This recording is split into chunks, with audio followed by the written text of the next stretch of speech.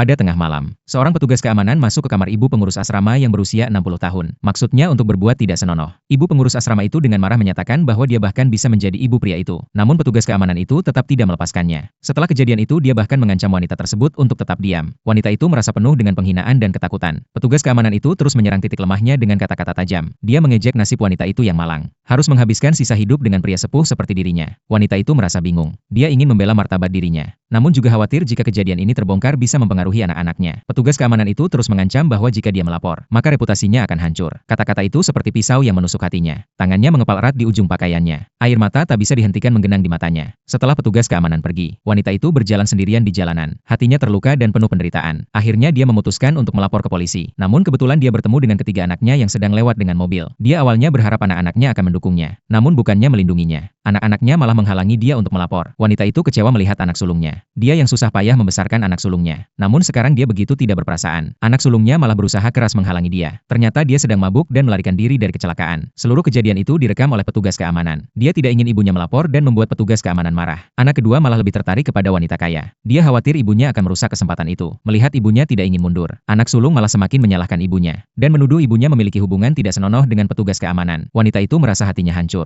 Tak disangka ketiga anaknya malah tidak ada yang membela dirinya. Anak bungsu pun tidak peduli, bahkan mengecam ibunya yang membuatnya merasa malu. Ternyata dia selalu menyebut dirinya sebagai anak keluarga terhormat di sekolah. Pada saat itu wanita itu berniat membawa petugas keamanan untuk melapor ke polisi. Namun ketika melihat anak bungsu datang, dia buru-buru meminta anak bungsu untuk membantunya. Namun anak bungsu itu malah tidak mengakuinya. Di depan teman-temannya dia malah menyebut ibunya hanya sebagai pembantu keluarga. Wanita itu dengan marah menuduh ketiga anaknya tidak menganggapnya sebagai ibu. Namun dia tetap memutuskan untuk melapor. Anak kedua malah dengan kejam mendorongnya, mengancam bahwa jika dia melapor, dia tidak akan memberikan nafkah untuk ibunya. Wanita itu merasa sangat hancur. Dengan pasrah dia bangkit dan bersiap melapor. Namun ketiga anaknya malah sengaja menabraknya dengan mobil. Dia terjatuh di pinggir jalan. Darah memenuhi kakinya. Melihat ibunya terluka, anak bungsu malah tidak merasa kasihan. Dia malah berkata bahwa ibunya yang terluka tidak bisa melapor lagi. Pada saat itu, anak sulungnya menerima investasi 1 juta dari grup konglomerat. Anak kedua diterima menjadi eksekutif di grup konglomerat tersebut. Anak ketiga juga mendapatkan bantuan untuk belajar di akademi kerajaan. Mereka mengira mereka sedang beruntung. Namun mereka tidak tahu bahwa semua ini berhubungan dengan identitas ibunya. Ternyata wanita itu adalah kakak kandung dari orang terkaya di negara ini. Dulunya dia diculik dan dibawa ke desa terpencil. Kini sang orang kaya akhirnya menemukannya. Setelah mengetahui bahwa wanita itu memiliki 3 anak, dia memutuskan untuk mengatur masa depan ketiga keponakannya. Namun ketiga anak itu yang pertama kali terpikirkan adalah mengendalikan ibunya, supaya tidak merusak masa depan mereka. Pada saat itu orang kaya itu akhirnya datang. Namun begitu dia mengangkat ibunya, ketiga anak itu langsung turun dari mobil. Mereka malah mengkritik hubungan ibu mereka dengan orang kaya tersebut. Mereka mengira masa depan mereka cerah. Orang kaya itu mencoba menghentikan mereka. Namun mereka malah memukulnya dan menjatuhkannya ke tanah. Kemudian mereka memaksa ibunya pergi dengan mereka. Mereka masih tidak tahu bahwa identitas ibunya sudah berubah.